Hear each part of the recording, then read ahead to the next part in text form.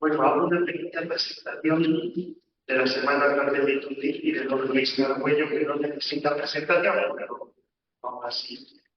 Bueno, lo primero quiero agradecer a las hermanas clarisas que nos acogen en su casa, en este convento de San Pablo de la Penitencia, que nos estamos acostumbrando ya mucho a él, porque venimos mucho por aquí, porque ellas son tan generosas, tan hospitalarias. Luego quiero felicitar a la delegación de migraciones que ha organizado esta semana Fratelli Tutti. Es la primera vez que la celebramos en esta diócesis.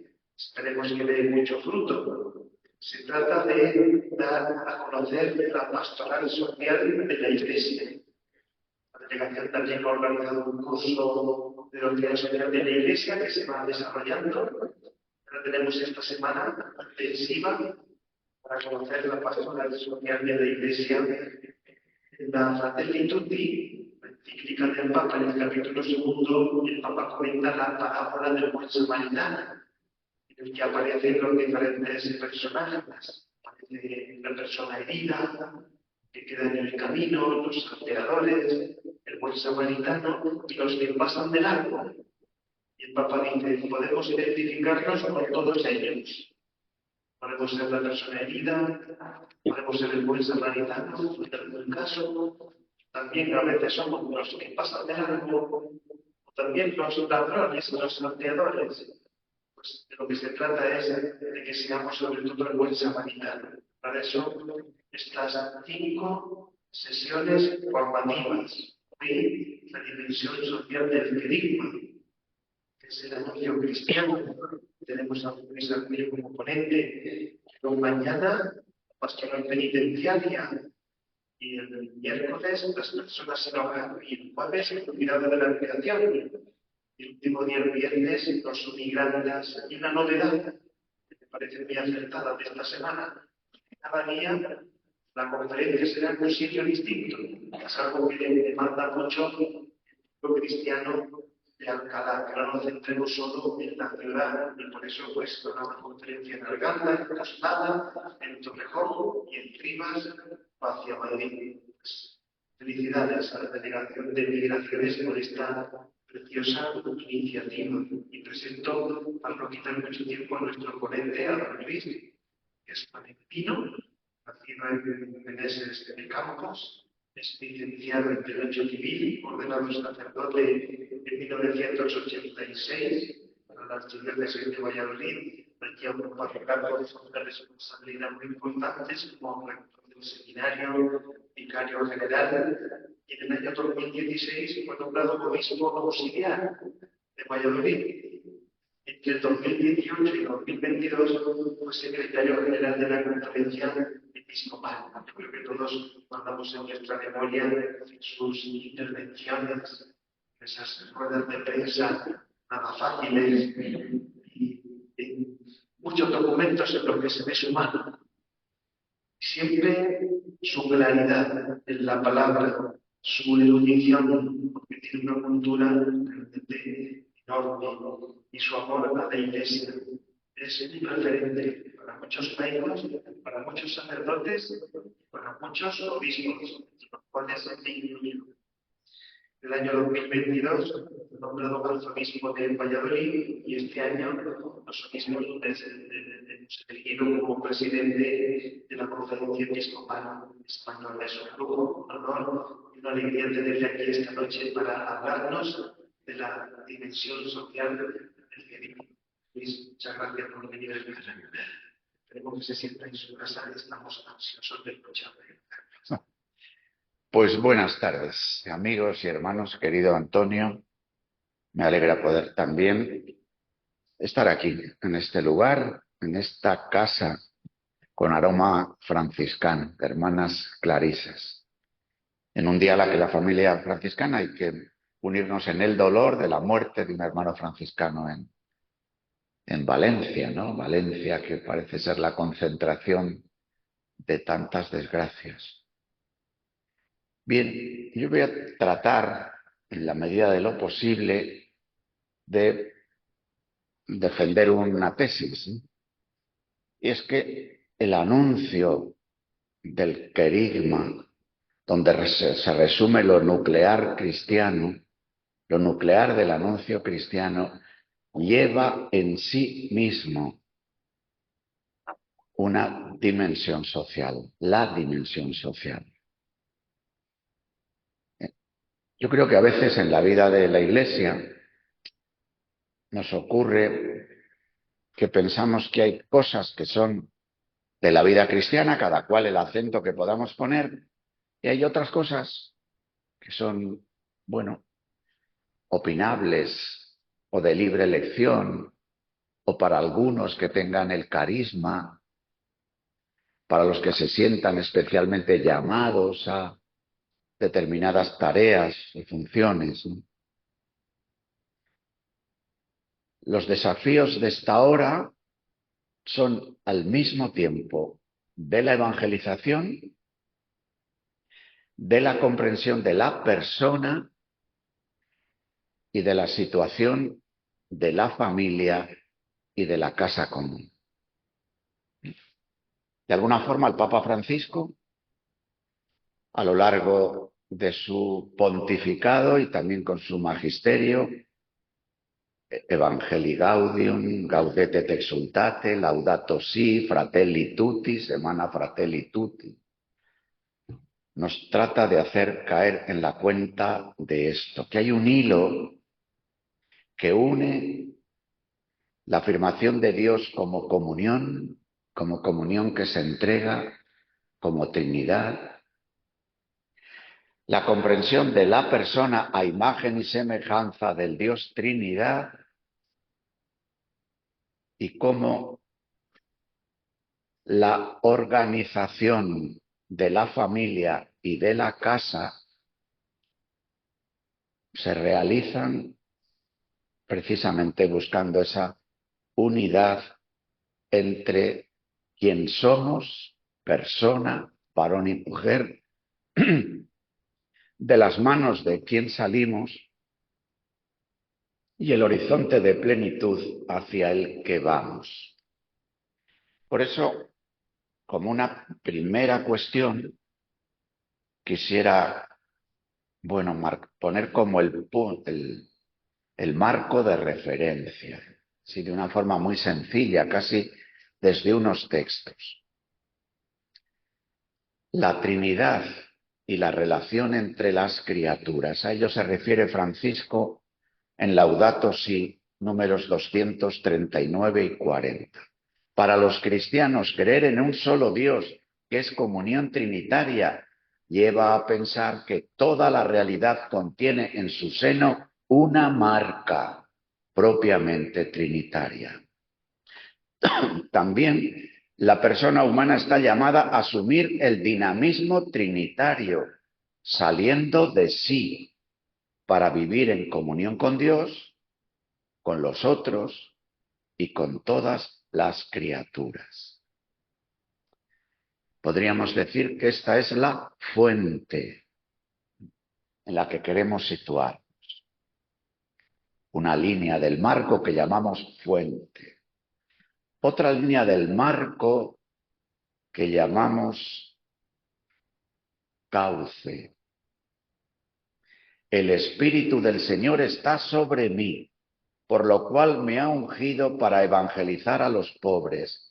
Me ha enviado para anunciar la redención a los cautivos y devolver la vista a los ciegos, para poner en libertad a los oprimidos y para promulgar el año de gracia del Señor. Este cauce, a través del cual nos da llegar la vida trinitaria, es además un rostro en el que podemos descubrir el secreto de nuestra vocación.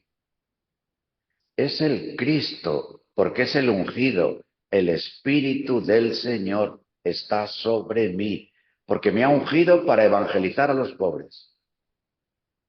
Y nosotros somos cristianos, porque también hemos sido ungidos. Somos bautizados, ungidos. Hemos sido por el bautismo adoptados como hijos de Dios en el Hijo Jesús, familiares de Dios, vinculados de una forma que ni siquiera nos podemos imaginar a la vida trinitaria, que entrevemos ahora a través del rostro de Cristo, cauce que tiene su manantial abierto en su costado, en su corazón, a través del cual nos llega esta comunión que se entrega, este amor que se ofrece. Sí, hay un fundamento que es la comunión del Dios amor, que siendo fundamento es también horizonte. Pero en el horizonte nosotros nos fijamos en lo que nos dice Jesús en el capítulo 25 del Evangelio según San Mateo. Entonces dirá el rey a los que están a su derecha: venid benditos de mi Padre, tomad posesión del reino para vosotros desde la creación del mundo. Porque tuve hambre y me disteis de comer, tuve sed y me disteis de beber, era peregrino y me acogisteis, estaba desnudo y me vestisteis, enfermo y me visitasteis, en la cárcel y vinisteis a verme. Sabemos que el texto continúa porque es un juicio.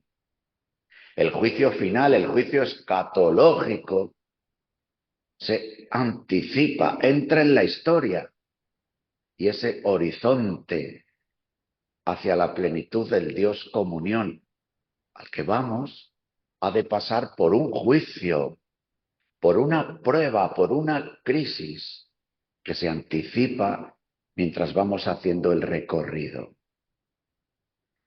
que es en qué medida el amor que es fundamento, el amor que se nos muestra en un rostro y que a través de un cauce ha llegado a nosotros, que somos como el Cristo cristianos, como el Hijo ungidos, el que ha venido para evangelizar a los pobres, para anunciar la redención a los cautivos y devolver la vista a los ciegos, para poner en libertad a los oprimidos y para promulgar el año de gracia del Señor, nos presenta esta prueba, este test, esta evaluación de nuestra condición de familiares de Dios, de ungidos como el Cristo, de asociados a su vida, a su cuerpo y a su entrega.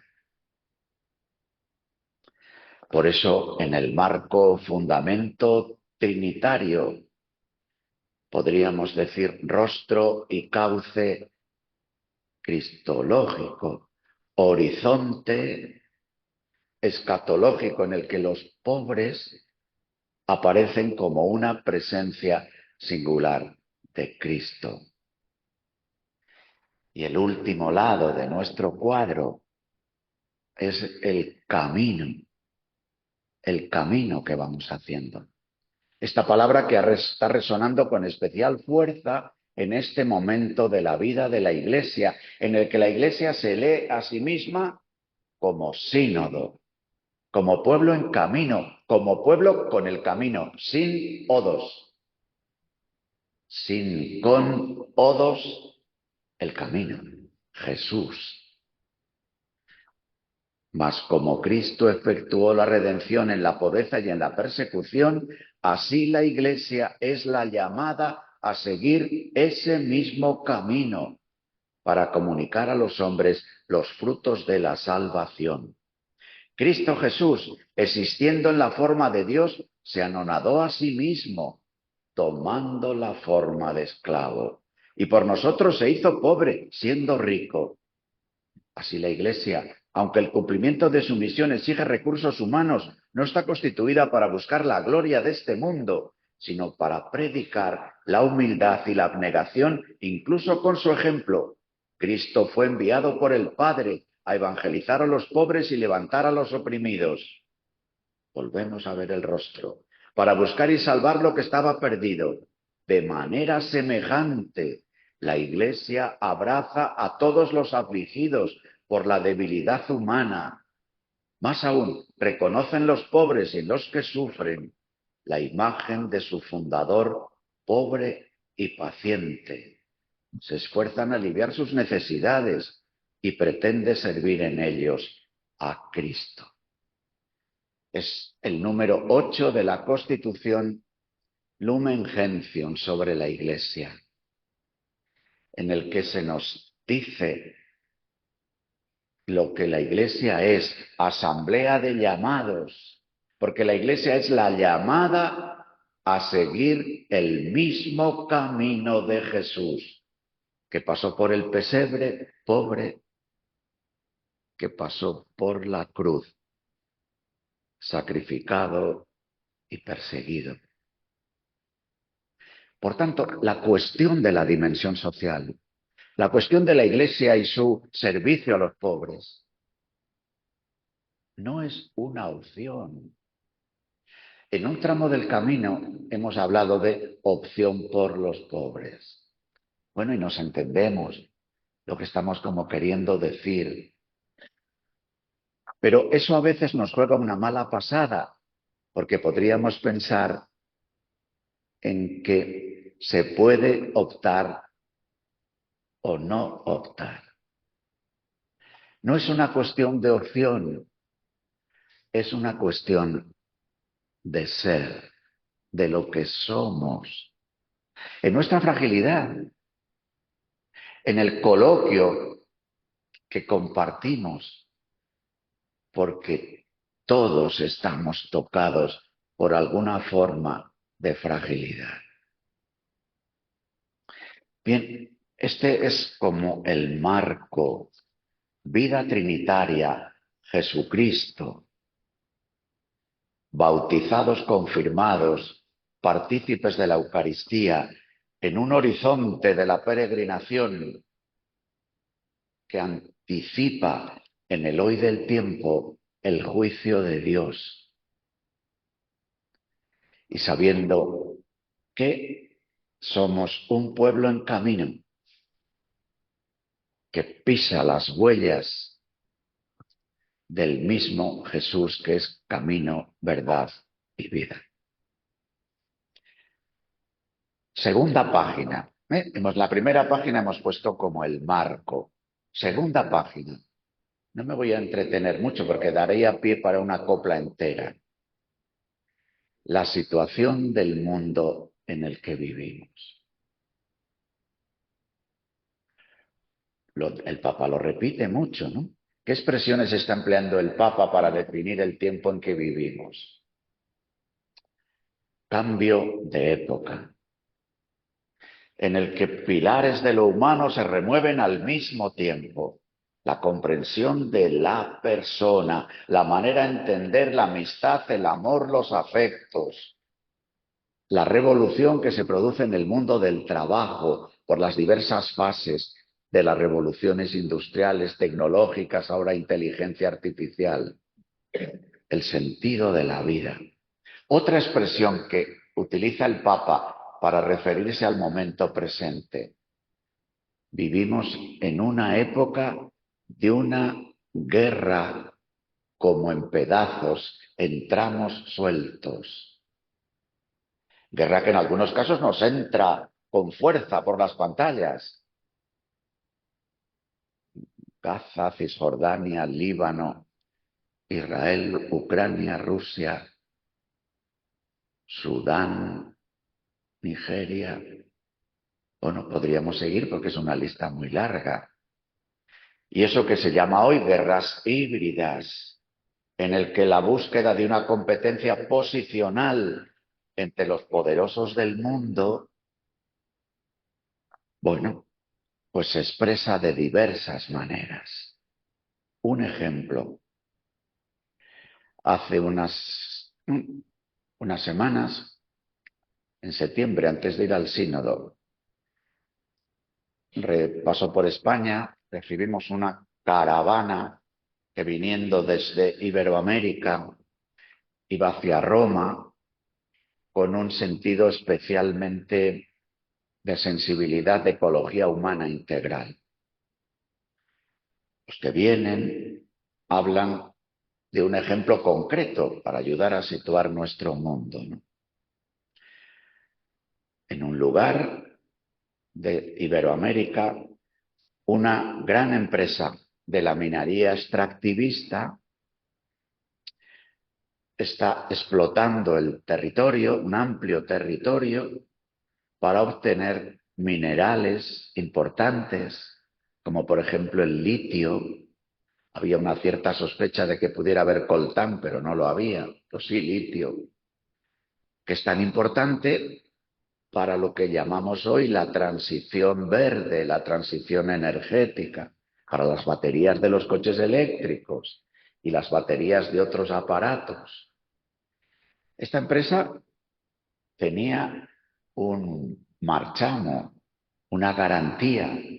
La Unión Europea la había subvencionado precisamente porque iba a obtener materiales necesarios para la transición energética. Ahora que en los centros de las ciudades se dice que no podemos entrar, pero sí pueden entrar los que tienen coches eléctricos o los que tenemos coches híbridos, como es mi caso. Pero quien no, porque se aguante. Pero bueno, eso es hasta discutible. Pero el asunto es que una empresa subvencionada porque desde este lado es verde, en el otro lado resulta que contamina los ríos, resulta que explota las tierras, resulta que expulsa a los que trabajan. Bueno, es una contradicción de nuestro mundo.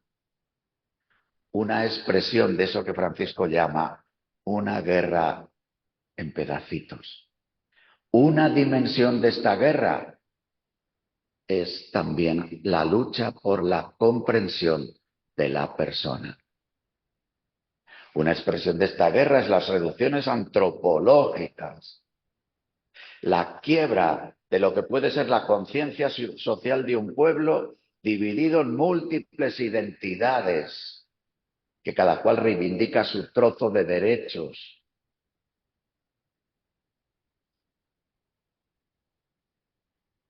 Una guerra que tiene también entre sus dimensiones el pensar que como casi hemos perdido la esperanza de poder dar de comer a todos los hambrientos, lo mismo es mejor, como decía el cardenal Ratzinger, ya en el año 2000, disminuir el número de comensales a la mesa. Por eso los objetivos del milenio del año 2000 fue cuando hizo Ratzinger este comentario. Cuando se revisaron en el año 2015, había uno que se había cumplido muy bien, el de la salud sexual y reproductiva, porque se habían extendido por el mundo todas las propuestas que tenían que ver con la expansión de los anticonceptivos, el logro del crecimiento de países que regulan el aborto. Pero, sin embargo, el objetivo primero de los objetivos del milenio, que era la drástica reducción de los hambrientos, en el año 2015 se aplazó al año 2050. Es verdad que luego vienen los objetivos de desarrollo sostenible que se gestionan luego a través de una agenda, la Agenda 2030. No confundamos las cosas porque no es lo mismo los objetivos que la agenda.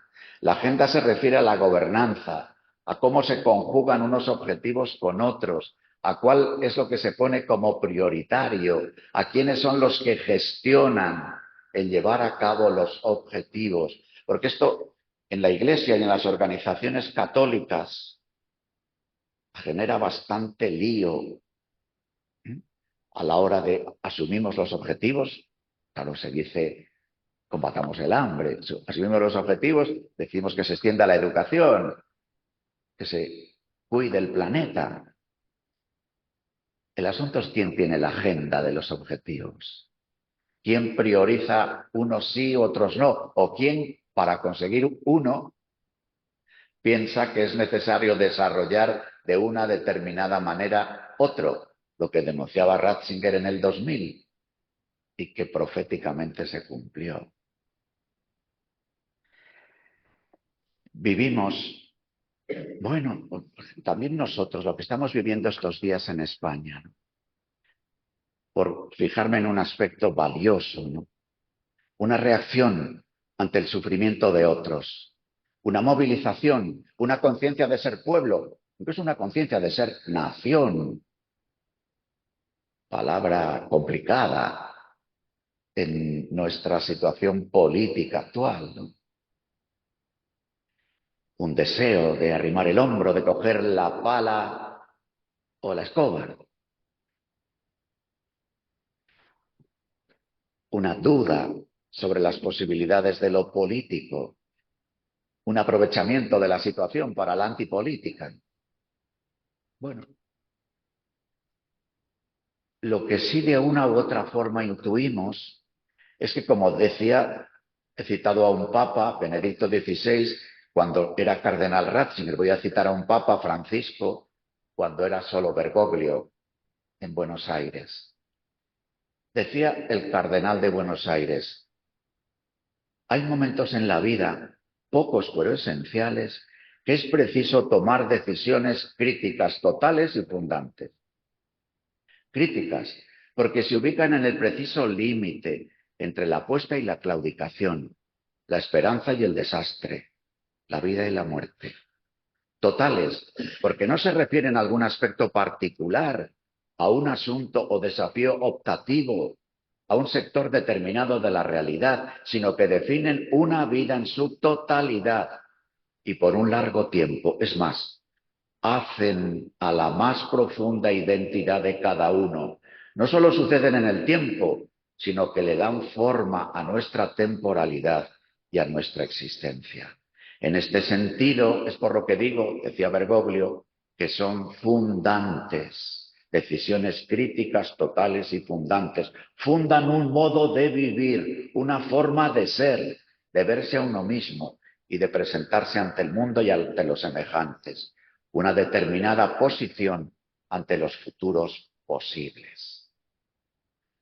Bueno, dejemos ya la segunda página. Vivimos en un mundo que nos llama de una forma desafiante.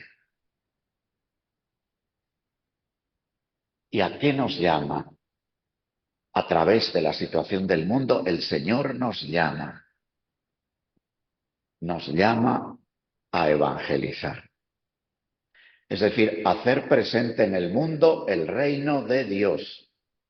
Nos llama a anunciar el querigma. El querigma tiene un contenido ineludiblemente social, dice el Papa Francisco en Evangelii Gaudium, números 176 y 77. En el corazón mismo del Evangelio está la vida comunitaria y el compromiso con los otros. El contenido del primer anuncio tiene una inmediata repercusión moral, cuyo centro es la caridad. Llamados a evangelizar. Un tiempo misionero. La Iglesia, su identidad más profunda, ya lo decía Pablo VI en Evangelii Nunciandi, es evangelizar. Lo hacemos en esta tierra nuestra, en esta tierra que tiene estos edificios, que tiene esta presencia de la vida de la Iglesia de siglos, en esta tierra en la que hemos dicho durante siglos: soy católico porque he nacido en España. Y lo hemos podido decir a lo largo de siglos y siglos, con un empaste, dígase también en la tierra de Cisneros, singular entre sociedad y monarquía, entre sociedad y poderes públicos, entre trono y altar. En un tiempo que, visto de manera global, hemos llamado el tiempo de la cristiandad, con logros extraordinarios, caldo de cultivo para que pudieran surgir los derechos humanos, la conciencia de la libertad. Cristiandad, caldo de cultivo a que se haya metido hasta los tuétanos de nuestro propio ser como pueblo, un sentido del otro, de la solidaridad, del cuidado de los que sufren, una cantidad de obras sociales, educativas, de propuestas culturales, de cultivo de lo humano, de belleza, de arquitectura, de escultura, un montón de expresiones de vida, de especial consagración, que han enriquecido el caminar de la Iglesia durante tiempo. Pero ¿cuál es la novedad?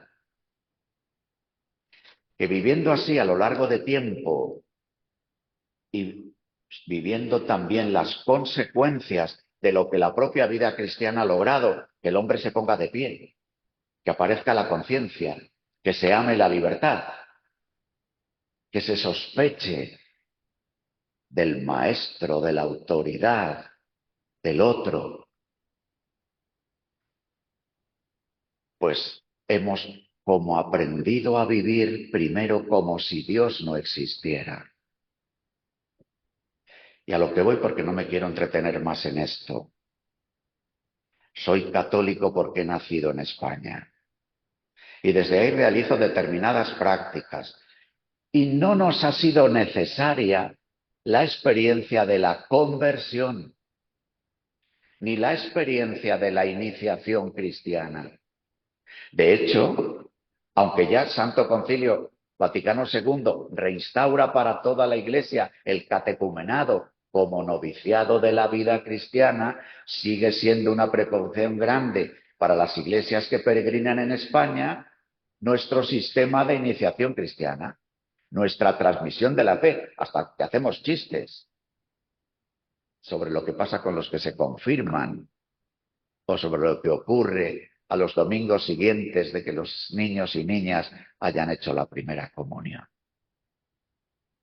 Hay un desafío grande y ante el desafío grande decimos, es necesario un primer anuncio, porque si no se produce el encuentro con Jesucristo vivo, para desde ahí que crezca el deseo de aprender a ser cristiano.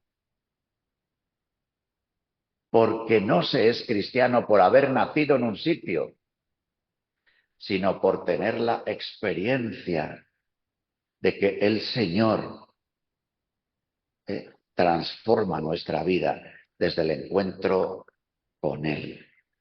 Entonces, es preciso hacer este anuncio,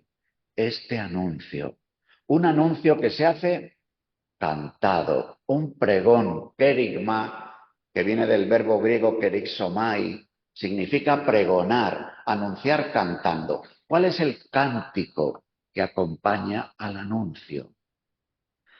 Es el testimonio de nuestra vida personal y comunitaria. Por eso dice el Papa Francisco, el querigma tiene un contenido ineludiblemente social y la primera dimensión de lo social es lo comunitario, porque lo comunitario es imprescindible para pregonar el anuncio, para que sea querigma, y porque las consecuencias de acoger el anuncio son una conversión de nuestras relaciones, una incorporación a la vida comunitaria. Hemos de preguntarnos y ayudar a que nuestros contemporáneos, miembros de la comunidad cristiana, de la Iglesia, nos preguntemos y que hagamos correr la pregunta, ¿con quién comparto la fe? Ahí el Papa nos puso esta pregunta hace 3 años, cuando comenzamos el recorrido sinodal. ¿Tú con quién caminas? ¿Tú con quién caminas? La vida comunitaria, la vida asociada, es una nota de lo que pregonar y acoger el querigma significa. El querigma, siempre lo hemos resumido diciéndose el anuncio de que Jesucristo ha resucitado y ha vencido al pecado y a la muerte. El Papa Francisco ha hecho una presentación del querigma no solo en una clave cristológica, sino en una clave trinitaria. El querigma anunciado por el Papa Francisco no es solo un anuncio, de la muerte y resurrección de Jesucristo y el fruto que eso consigue para nosotros, que es la victoria sobre el pecado y la victoria sobre la muerte, sino que es una confesión trinitaria. Número 178 de Evangelii Gaudium. Confesar a un Padre que ama infinitamente a cada ser humano implica descubrir que con ello le confiere una dignidad infinita. Confesar que el Hijo de Dios asumió nuestra carne humana significa que cada persona ha sido elevada al corazón mismo de Dios. Confesar que Jesús dio su sangre por nosotros nos impide conservar alguna duda acerca del amor sin límites que ennoblece a todo ser humano. Su redención tiene un sentido social, porque Dios en Cristo no redime solo a la persona individual, sino también las relaciones sociales y las instituciones que se derivan de las propias relaciones. Confesar que el Espíritu Santo actúa en todos implica reconocer que Él procura penetrar toda situación humana y todos los vínculos sociales. El misterio mismo de la Trinidad nos recuerda que fuimos hechos a su imagen, a imagen de esa comunión divina, por lo cual no podemos realizarnos ni salvarnos solos. Desde el corazón del Evangelio reconocemos la íntima conexión que existe entre evangelización y promoción humana, que necesariamente debe expresarse y desarrollarse en toda acción evangelizadora. Cristo tiene que reinar. Su reino es un reino del don, de la misericordia, de la obligación en favor de los demás. El querigma trinitario, y luego, claro, el propio Papa Francisco, que hace el anuncio cristológico en Evangelii Gaudium, luego hace un despliegue del querigma en sus dos textos en el que la dimensión social se desarrolla. Anuncia que Dios es creador y padre. Dios es creador, laudato si. Dios es padre, fratelli tutti. Dios es creador y ha creado el mundo como el hogar de la familia de los hijos. Por eso, en laudato si, el Papa habla del clamor de la tierra y del clamor de los pobres como algo inseparable. Y habla también de la ecología humana, de la ecología, de la comprensión de la persona humana y del respeto a la vida humana desde el seno materno. Laudato si, la misma expresión de vuestro padre y hermano Francisco, es ya esa vinculación entre alabanza y la dimensión social en la casa y en la familia que habita la casa. Y luego en Fratelli Tutti, el Papa dice, somos hermanos. ¿Por qué somos hermanos? Porque tenemos la misma carne. ¿Por qué somos hermanos? Porque vivimos en el mismo mundo. ¿Por qué somos hermanos? Porque peregrinamos en la misma historia. Pero el Papa añade, ¿por qué somos hermanos? Porque tenemos el mismo Padre. Con nuestros conciudadanos no creyentes podemos afirmar con fuerza la misma carne, la misma tierra, la misma historia y ofrecer desde el testimonio de una vida fraterna de quienes nos reunimos cada semana para rezar el Padre Nuestro, que somos hermanos porque somos hijos del mismo Padre. Es el despliegue del carisma. Desde ahí,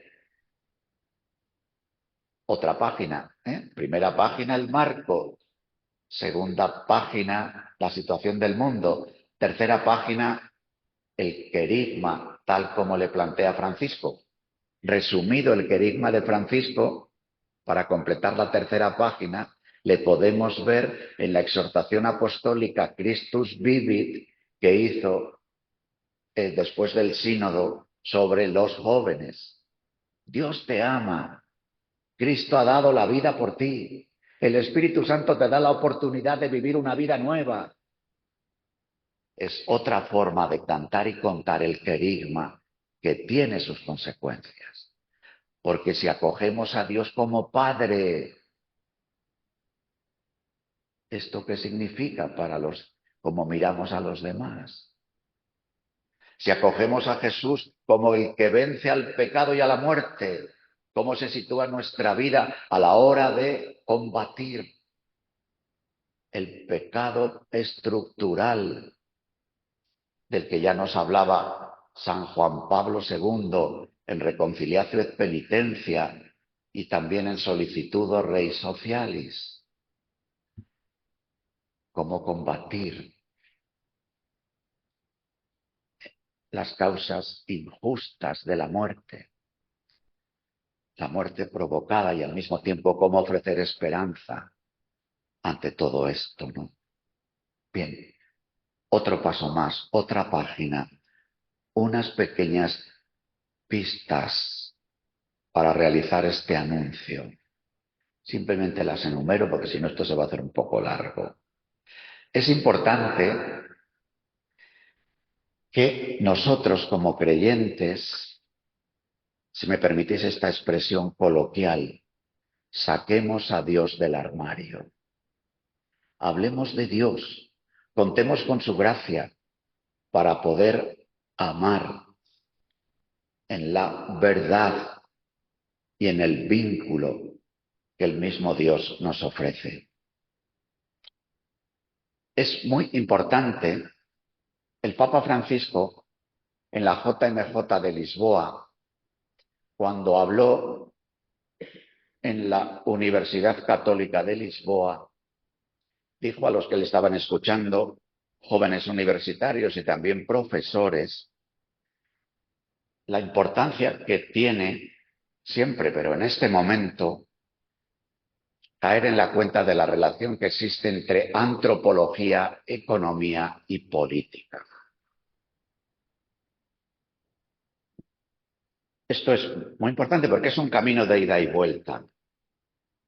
La antropología, en este tiempo en el que vivimos de una reducción antropológica, de reducir el sujeto humano a individuo, individuo que pacta, individuo que se relaciona, individuo que está solo, pero que busca de alguna forma consuelo a su soledad. La economía y la política. Porque solo cayendo en la cuenta de esta relación y cómo también para los intereses de determinadas formas de hacer política y de gestionar la economía, es importante modelar un sujeto humano de carácter individualista o corporativista, fragmentando a los individuos en realidades identitarias nuevas. De ahí se produce una cosa un poco sorprendente, ¿no?, en el panorama político de prácticamente todo el mundo y que en las elecciones americanas de estas semanas hemos vuelto a ver con fuerza, ¿no? Por una parte, hay determinados planteamientos políticos que desde la economía y desde la política quieren poner acentos sociales, quieren abordar una preocupación por los inmigrantes, una preocupación por la dimensión social de la economía, pero al mismo tiempo favorecen comprensiones antropológicas marcadamente individualistas, que se ven especialmente en la comprensión de la sexualidad y en la comprensión de la familia. Y al revés, movimientos políticos y económicos que pudiéramos llamar conservadores, que de alguna manera quieren mantener un statu quo de un sistema de economía de mercado, de propiedad, que más o menos en los últimos años podremos decir que funciona y que del rebalse de sus buenos resultados se pueden distribuir incluso ayudas sociales a otros, ¿no?, pero que al mismo tiempo acepta la misma propuesta antropológica individualista. Los llamados partidos políticos progresistas ponen alma, vida y corazón en las cuestiones antropológicas y a lo sumo piden un pequeño ajuste en las cuestiones económicas y sociales. Los partidos conservadores dicen defender unas determinadas formas de comprender la familia y demás, pero defienden un sistema económico y político que genera individualismo en serie y desigualdades y empobrecimientos. Por eso es tan importante toda esta cuestión de la antropología y de ver la antropología no solo desde la dimensión que pudiéramos llamar en el seno de la vida eclesial familiarista, antropología y familia, sino tratando de ver la relación que existe entre persona, familia, economía y política, no fragmentando y diciendo nosotros somos los que defendemos la vida, los que defendemos esta determinada visión de la persona y de la familia, pero luego en la economía y en la política no nos queremos meter. O al revés. Es importante generar un pueblo, este pueblo, una vida comunitaria, un pueblo que ayude a reconstruir el sujeto humano también como sujeto moral, que pueda abordar todas estas cosas. Estamos llamados a una forma de amar, que es la caridad que va más allá de los límites en los que la quiere encerrar la llamada razón secular. En el Evangelio tenemos ejemplos claros de esta forma de amar, el buen samaritano, el juicio de las naciones, que ya he citado antes, el buen pastor que sale y da la vida por las ovejas. Una forma de amar, la caridad, que va más allá de los límites. Por eso la caridad vence los amores de correspondencia. ¿Cuáles son los amores de correspondencia? La filía, el amor de la sangre, de los de mi sangre, el amor de amistad. Amo a los que me aman, amo a los de mi cuerda, amo a los de mi sangre. La caridad, agape, charis, caritas, caridad, es un amor que nos desborda, que solo podemos ensayar sostenidos por la gracia de Dios, porque es amar al que no me puede corresponder o que me puede corresponder con un golpe, porque es amar a los enemigos, porque es amar a los distintos. Y esta forma de amar, la caridad, la Iglesia la ofrece. En realidad es el Señor quien nos lo ofrece. Y en la Iglesia toma formas distintas la caridad. En el ministerio ordenado es la caridad pastoral. En el pueblo santo de Dios, ungidos, bautizados, confirmados, la caridad es la caridad política, la caridad social o política que pide una presencia del amor de Dios en el mundo a través de su cuerpo de bautizados en pro de la instauración del reino de Dios y de la promoción de los empobrecidos. La caridad política es un amor que responde a todo lo que el hombre es. No solo somos individuos, somos personas y lo personal lleva consigo lo relacional y lo institucional. Desde el mismo momento de nuestro nacimiento, la causa de nuestro nacimiento es el encuentro de nuestros padres. Hay una relación en el origen mismo de lo que somos. Y en ese mismo instante de nuestra concepción, el alma que da forma a nuestro propio cuerpo, nos identifica y nos une en una relación, en una comunión que es ofrecida como un don y que tiene que desplegarse en la historia de nuestra vida. Y esa misma realidad de nuestro nacimiento, padre y madre para toda la vida, padre y madre que forman un hogar, padre y madre, hogar, matrimonio, puede que hasta el matrimonio se rompa, que los esposos se divorcien, pero serán padre y madre de ese hijo para toda la vida. Y eso en sí mismo lleva ya un germen institucional, porque luego la sociedad es una familia de familias, es una convivencia de familias, y esa misma sociedad que es convivencia de familias se dota de pequeños instrumentos, de recursos que permanecen en el tiempo o que ayudan a que permanezca en el tiempo nuestra vida, nuestra relación, nuestro amor. Cuando esa sociedad toma conciencia de lo que es, toma conciencia de ser una sociedad, decimos que es una sociedad política, una sociedad que se organiza y posteriormente una sociedad que toma conciencia de su ser político, se dota de instrumentos políticos que vendrán después. Llevamos un tiempo que no es mucho con una forma de comprensión de lo político, que es el Estado. Pero antes del siglo XV, del siglo XVI, del siglo XVII, ha habido otras formas de encarnación de lo político, otras formas de expresión de la conciencia política de una sociedad que se organiza.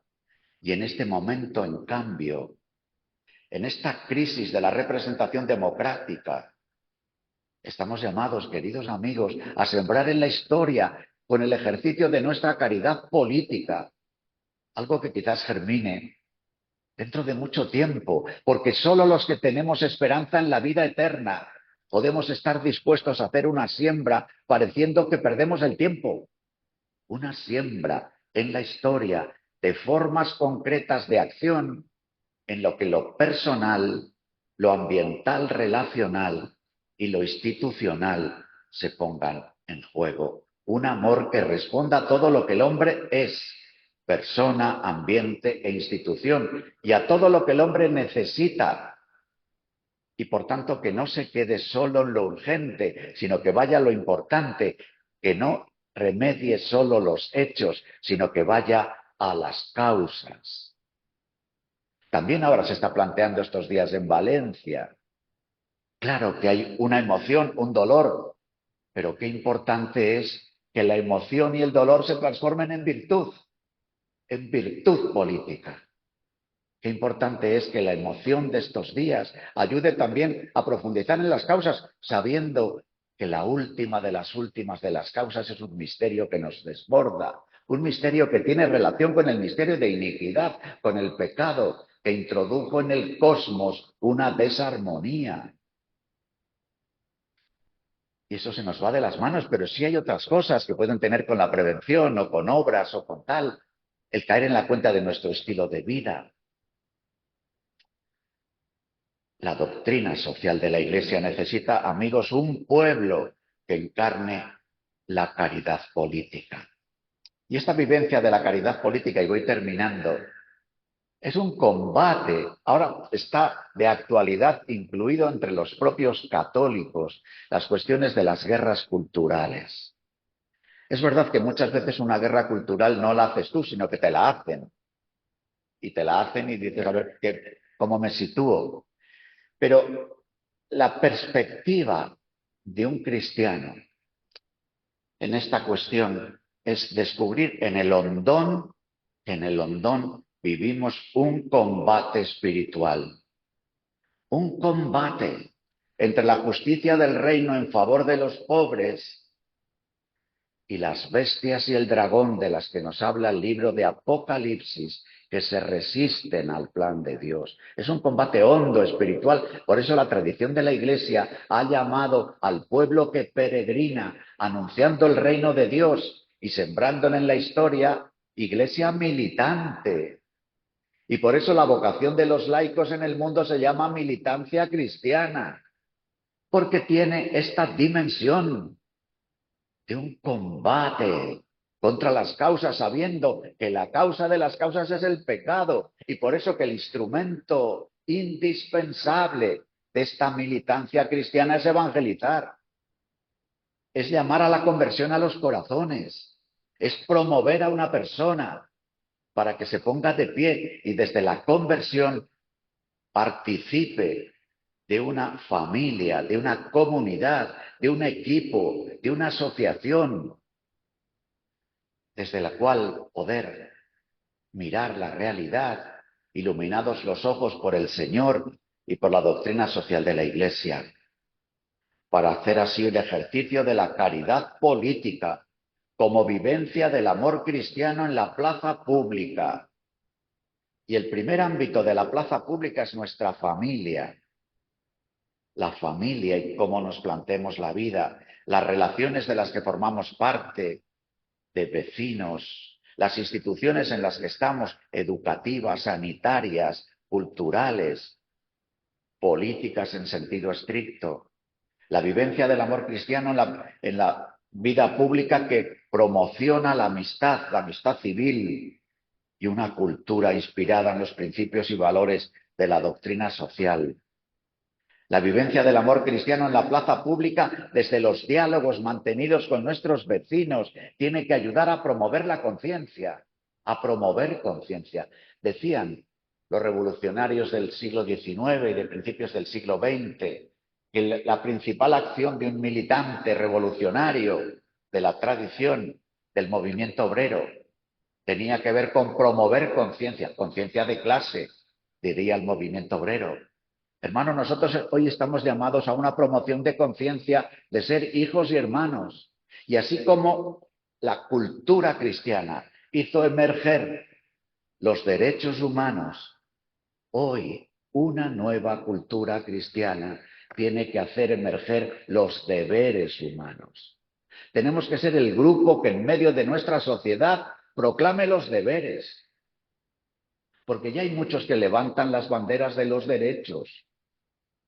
Pero ¿quién reconoce un deber? El deber de dar de comer a los hambrientos, el deber de acoger a los que están tirados por la calle, el deber de ver qué hacemos en esta sociedad nuestra tan perpleja que por una parte necesita mano de obra, una sociedad como la nuestra en la que muere más gente de la que nace y que al mismo tiempo tenemos problemas para la integración de los migrantes, a los que por una parte llamamos porque hay trabajos que ya no queremos hacer, por diversos motivos, incluidos también las condiciones laborales, pero también por estilos de vida. Por estilos de vida decimos no, y pediremos al estado del bienestar ingreso mínimo vital o renta básica, pediremos al estado del bienestar algunas, rentas de acá para allá, que es muy propio de haber asumido hasta las cachas un sistema capitalista para querer vivir de las rentas de unos o de otros. Y eso hace que digamos, no, a estos trabajos nosotros vivimos de rentas, pero que vengan otros a hacer trabajos que no queremos, entre otros, el trabajo de cuidarnos siendo mayores. Claro, esta es una perplejidad de la que, podemos hacer esta travesía, hermanos, porque tenemos el don de la esperanza y porque sabemos que la siembra de la novedad cristiana es eso, una siembra, pero es muy importante que en esa siembra lo que hagamos reúna lo personal que nos llama a la conversión, lo relacional que nos llama a asociación, a comunión, y lo institucional que nos llama a renovar las instituciones en las que estamos o a poner en marcha instituciones que ayuden a la vivencia del amor cristiano. Presencia en los diversos ambientes y sectores, promoviendo conciencia, generando cultura y militando en la acción institucional. Acción política institucional, a través de los instrumentos de la acción política existentes o promoviendo otros nuevos. Bien, amigos, el querigma tiene una dimensión social, porque el querigma es vida trinitaria ofrecida a los caminos. El querigma es un pregón cantado por una comunidad que ha recibido ya el anuncio del Evangelio. El querigma convoca a quien, conociendo a Jesucristo, abren sus manos y experimentan que se rompe la argolla de su corazón a una comunión con los demás. Bien, dejémoslo aquí, porque hablar más de una hora es un atentado al sentido común y yo casi voy a cumplir ya la hora. Muchas gracias y ánimo. Que esta semana os sirva no solo para escuchar cosas que está bien, ¿no? Sino para decir qué paso adelante voy a dar en mi parroquia, con la gente con la que comparto la fe, la vida, cómo podemos plantearnos que el anuncio de la victoria de Jesucristo sobre el pecado y sobre la muerte se realiza también en las acciones que queramos poner en marcha. Estamos en este tramo final del año litúrgico, Día de la Iglesia Diocesana, comunión, jornada de los pobres, juicio recibido en la historia cuando el año se dispone a terminar, y Jesucristo Rey, Jesucristo Rey, Rey de la historia, Señor de la historia, Rey del universo. Él nos sostiene, pero al mismo tiempo que nos sostiene, nosotros no hacemos más que invocar, y lo haremos al domingo siguiente de Cristo Rey. Maranatha, ven pronto, Señor. Buenas noches.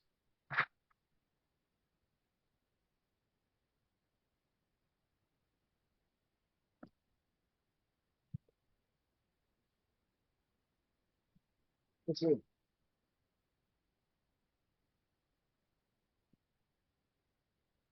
Gracias, Luis, por la sugerente, la perspectiva. Han surgido varias preguntas, entre saco dos que me parecen que recogen aquí de las otras. La primera, que ya no vivimos en un momento de cristiandad y por lo tanto el anuncio del Evangelio y la conversión personal y pastoral institucional, como debería ser, ya que no contamos con la tutela de las instituciones políticas o sociales. La segunda, si a lo largo de su ministerio episcopal o presbiteral, comentarnos alguna experiencia concreta en la que la acción social de la Iglesia, este sentido de la dimensión social del querigma, haya sido un motor de conversión a Cristo. Sí.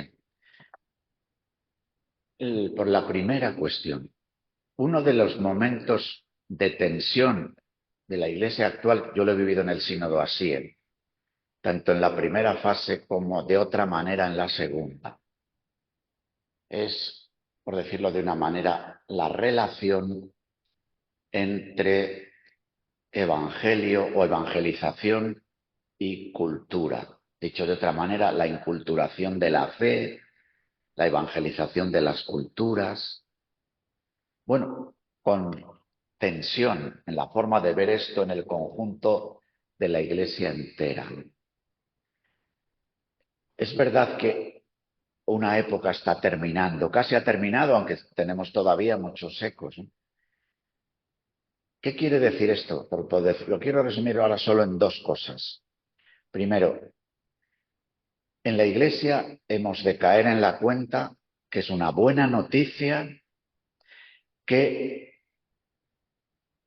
el poder no sea el cauce o el instrumento para evangelizar. Claro, es buena noticia si desde ahí caemos en la cuenta de que el Señor nos está haciendo entrar en vivir sostenidos por su gracia. Lo dijo Juan Pablo II en el año 2000, después de acabado, cuando escribe la carta Tercio Milenio Ineunte, ¿no? En el que habla del gran objetivo de la vida de la Iglesia, es la santidad, lo reafirma Francisco en Gaudete et Exsultate, y que el gran medio que la Iglesia ha de vivir es la gracia, por lo que eso lleva consigo, ¿no? Ese es el dinamismo de la vida sacramental. Pero yo creo que hay una cuestión gorda. Una de las cosas que nos está ocurriendo al poner en crisis la cristiandad es que nuestro catolicismo piensa que ya está eximido de tener que generar cultura. Así que la fe, el coloquio entre la fe y la gracia, el coloquio entre la naturaleza, libertad, gracia, no entre la fe y la gracia, entre la fe y la razón, o la gracia y la libertad, o la naturaleza y la gracia, O genera cultura o no es. Cuando digo genera cultura, ¿qué quiero decir? Genera estilos de vida, formas de vida, manera de entender las relaciones, de vivir en la familia, manera de entender también la economía, la empresa, la política. Es decir, que el que hayamos salido del régimen de cristiandad no quiere decir que hayamos salido del permanente desafío de que el coloquio entre naturaleza y gracia genere cultura. Desde todos los puntos de vista y la expresión grande de esta palabra cultura, que a veces vale igual para un roto que para un descosido, porque ya hablamos de cultura para todo. Pero en este sentido de aquello que cultiva lo humano en toda su dimensión, en lo personal, relacional e institucional.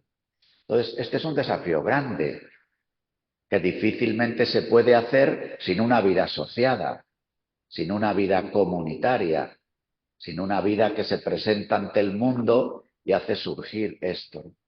Mi experiencia en el acompañamiento de laicos cristianos, mi propia experiencia personal de vida, me hace poder responder a la segunda pregunta que sí, que un dejar que de verdad entren en ti, en tu corazón, lo que significan los problemas de los hermanos, es una permanente llamada a la conversión. Una permanente llamada a hacer el recorrido que yo he recordado al principio de todo leyendo Lumen Gentium 8, que ahí en Lumen Gentium 8 se cita Filipenses 2, 6, 11. Este himno cristológico que la Iglesia proclama todos los domingos en las primeras vísperas, los sábados por la tarde. Entonces yo creo que cuando se vive con otros en una vida, en una asociación, en un equipo, en el que el plantearte las necesidades de los otros y sus causas es un camino donde el anuncio del Evangelio se realiza, se puede realizar y donde se experimenta además la llamada a la conversión.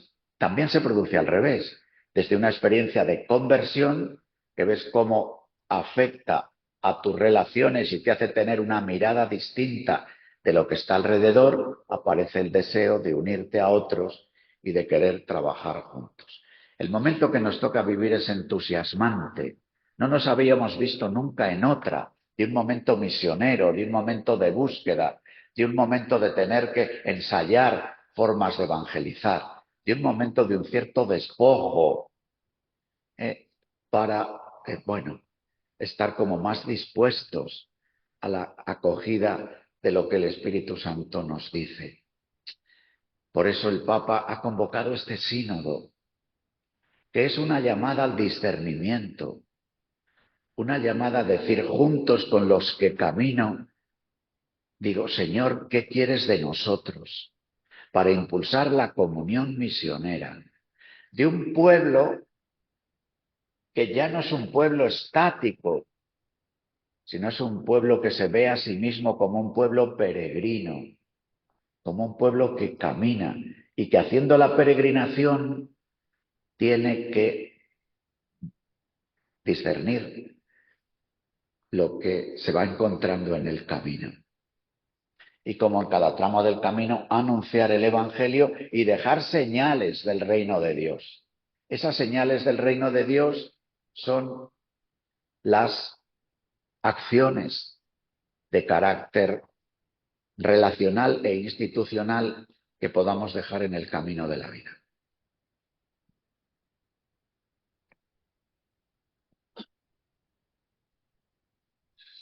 Una última. Acabo de citar un texto con unas palabras del Papa Francisco en Lisboa, hablando en una comunidad universitaria de antropología, economía política. Espero no ponerlo mal bien. ¿En qué medida es responsabilidad nuestra de los ministros ordenados? Porque hemos hablado de reducción antropológica, pero quizá también desde el púlpito, desde la enseñanza, también hemos reducido la antropología cristiana, porque cuando hablamos de antropología, economía política, nuestra antropología es cristología. No puede ser de otro modo, ¿no? Según la enseñanza del concilio. Entonces, ¿en qué sentido un déficit en la predicación sobre la centralidad de Jesucristo y de los sacramentos, de ese primer marco que nos ha expuesto, ha podido suponer en la Iglesia misma una cierta secularización interna? Yo creo que sí, o sea que hemos de reconocer en nuestra propuesta de formación, yo he hablado antes de una propuesta básica de formación, la iniciación cristiana, en el que humildemente hemos de reconocer que no le hemos cogido el hilo, pero ese es un camino de formación básico. Luego hace falta una formación en el camino vocacional en el que cada uno sigue. Entonces yo creo que el cuidado de la formación en la vocación laical, que es la vocación del pueblo santo de Dios, está muy poco desarrollado. La doctrina social de la Iglesia se ve más como un conjunto de documentos que como una verdadera práctica de propuesta educativa. Pero yo creo que al hilo de lo que planteas, yo te lo debo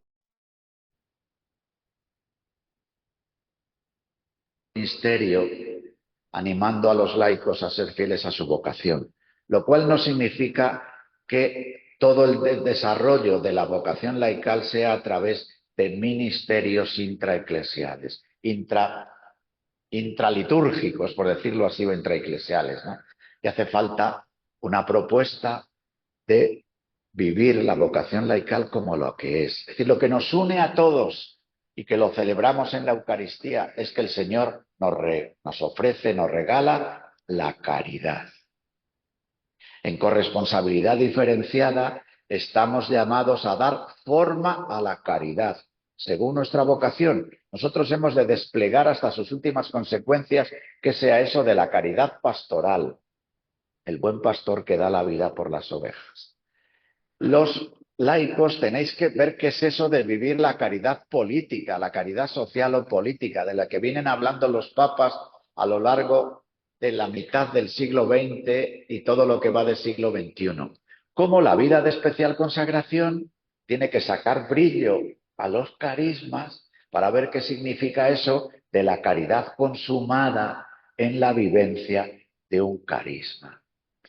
Con asignaturas complicadas para los hermanos de la vida de especial consagración, porque las otras dos vocaciones tienen un sello sacramental. Bautismo, confirmación, Eucaristía, ministerio ordenado. De lo que hablamos en la especial consagración son desde ahí, desde el bautismo, la confirmación y la Eucaristía, unos votos, unas promesas. Pero eso hace que seáis como un perfume, como unos exploradores que van delante ensayando. Pero claro, hace falta también que nuestra propia realidad de vida eclesial genere nuevas formas de especial consagración y que ayude a recrear las formas que nos han acompañado durante siglos, también asumiendo en las formas de especial consagración que así como que existan formas de especial consagración han sido algo de la Iglesia desde el principio, pero al principio no había franciscanos, queridas hermanas, ni clarisas. Los franciscanos y las clarisas aparecieron en el siglo XIII y la Iglesia ha vivido hasta el siglo XIII sin franciscanos. Estamos encantados de que Francisco apareciera, igual que Domingo en el siglo XIII o los jesuitas en el siglo XVI. Pero la Iglesia puede existir sin dominicos, sin franciscanos y sin jesuitas. No puede existir sin bautizados y sin ordenados. Y de los bautizados y de los ordenados, algunas, hacen una especial consagración para tratar de cuidar en un momento concreto de la historia aquello que nos ayude a poner más en relación nuestro caminar con la vida eterna. Claro, así andamos, ¿no? Y eso supone un ajuste que en este cambio de época nos está haciendo, bueno, a todos ver cómo nos recolocamos.